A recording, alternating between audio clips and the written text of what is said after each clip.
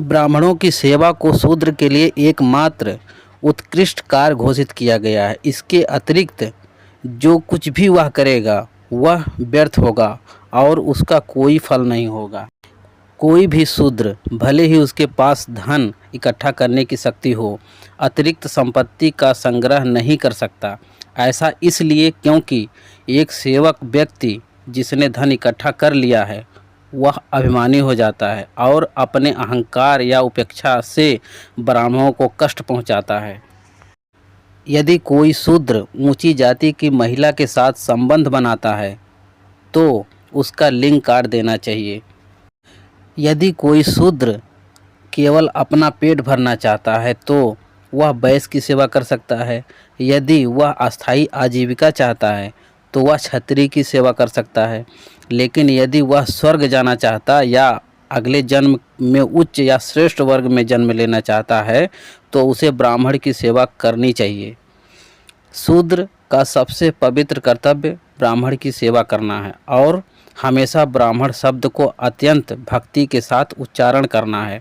ऐसा शूद्र मोक्ष प्राप्त करेगा, अन्यथा वह सबसे बुरी मृत्यु मरेगा और सबसे भयानक नरक में जाएगा। शूद्र को ब्राह्मणों की सेवा करनी चाहिए, चाहे वह स्वर्ग की इच्छा के लिए हो या इस और अगले जन्म के लिए। जो व्यक्ति ब्राह्मण का सेवक कहलाता है वह अपने सभी लक्ष्यों को प्राप्त करता है। शूद्रों की उपस्थिति में वेदों का पाठ कभी नहीं करना चाहिए। वह राज्य जिसका शासक इस बात को देखता रहे कि एक शूद्र कानून का निपटारा कर रहा है, उस राज्य का पतन उसी प्रकार होगा जैसे कीचड़ में फंसी गाय का। शूद्र को ब्रह्मा ने ब्राह्मणों की सेवा के लिए ही बनाया है।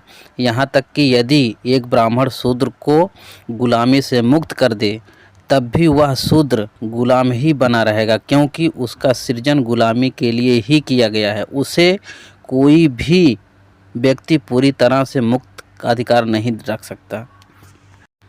शूद्र को शिक्षा लेने का अधिकार नहीं है। जो व्यक्ति शूद्र छात्रों को शिक्षा देता या जिसका शिक्षक शूद्र हो वह श्राद्ध में बुलाए जाने के अयोग्य हो जाता है। और जिस राज्य का राजा शूद्र है वहाँ रहना ही नहीं चाहिए। ऐसा कोई भी देश जहाँ ब्राह्मण ना हो या जहाँ ब्राह्मण प्रसन्न ना हो वह देश बर्बाद और नष्ट हो जाएगा।